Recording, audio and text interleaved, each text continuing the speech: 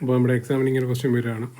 ഇവിടെ load P equal to we can say 100 newton, kilo newton ആയിക്കോട്ടെ, 10 kilo newton ആണ്.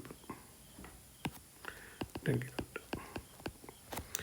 ഇവിടെ UDL ഉണ്ട്. അപ്പം ലെങ്ത് ഞാനിവിടെ ടോട്ടൽ 2 മീറ്റർ എടുക്കുകയാണ്. അപ്പോൾ L/2 എന്ന് പറയുന്നത് 1 മീറ്റർ വരും. 1 മീറ്റർ വരും. ഇവിടെ 1 മീറ്റർ, ഇവിടെയും 1 മീറ്റർ. ശരി, അപ്പോൾ ഈ പ്രോബ്ലം ചെയ്യാന്നുള്ളത്. അപ്പോൾ നമുക്ക് ആകെ ഒരു ബുദ്ധിമുട്ട് UDL അതായിട്ട് തന്നെ ഹാൻഡിൽ ചെയ്യാൻ പറ്റത്തില്ല. അപ്പോൾ UDL നമ്മൾ കൺവേർട്ട് ചെയ്യണം. അപ്പോൾ ക്യാപിറ്റൽ W നമ്മൾ എന്ത് ചെയ്യുക, ഇവിടെ തന്നെ കൊടുക്കുകയാണ്.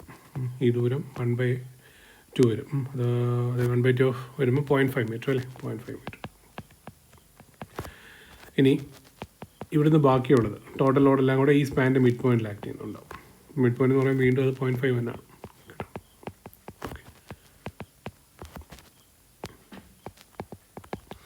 അപ്പോൾ ഈ W എത്രയാണ്? ടോട്ടൽ W എന്ന് പറയുന്നത് സ്മോൾ W ഇൻറ്റു L ആണ്. 2 kilo newton per metre into 1 metre multiply 2 തന്നെ കിട്ടും.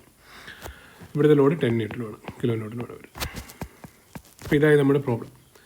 അപ്പോൾ പഴയ പോലെ നമ്മൾ എന്ത് ചെയ്യുക, വെർട്ടിക്കലായിട്ട് റിയാക്ഷൻസ് എടുക്കുക. റിയാക്ഷൻ ഇങ്ങനെയും വരും, ഇങ്ങനെയും വരും. RA RB.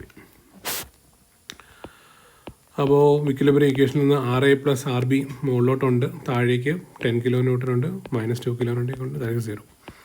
അപ്പോൾ അവിടെ നിന്ന് RA plus RB equal to നമുക്ക് എന്ത് എഴുതാം, 12 കിലോ ന്യൂട്ടൺ എന്ന് എഴുതാൻ പറ്റും. That's equation number 1.